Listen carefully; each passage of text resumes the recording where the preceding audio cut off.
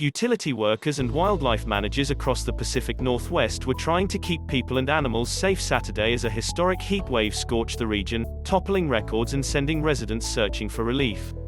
Stores sold out of portable air conditioners and fans, hospitals cancelled outdoor vaccination clinics, cities opened cooling centers, baseball teams cancelled or moved up weekend games, and utilities braced for possible power outages.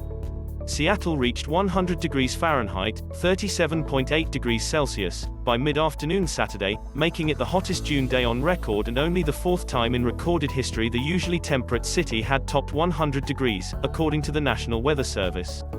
Portland, Oregon, also saw its hottest June day on record, reaching 103 F, 39.4 C, by the afternoon. Other cities and towns from eastern Washington state to Portland to southern Oregon were also expected to break records, with temperatures in many areas expected to top out up to 30 degrees above normal. It's a dangerous forecast for a region accustomed to mild weather, and where many don't have air conditioning. James Bryant, a Seattle resident, picked up an air conditioner in anticipation of the extreme heat. "My house is already hot, and so with the added heat over the next few days, I've got kids. I got to make sure they don't get too hot as well," Bryant said. "It seems to be a trend.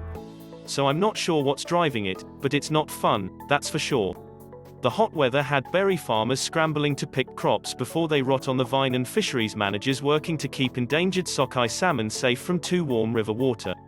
Officials in Multnomah County, Oregon were asking for volunteers to help staff cooling centers as older people, homeless residents and others struggled with the heat. Cascades Street Outreach, an advocacy group for people experiencing homelessness, was going to homeless camps in the region to encourage people to use the cooling centers. Peter Tiso, who works with Multnomah County's Joint Office of Homeless Services, told the Oregonian/OregonLive.com that the Oregon Convention Center can hold about 300 people, but no one will be turned away from the cooling shelter.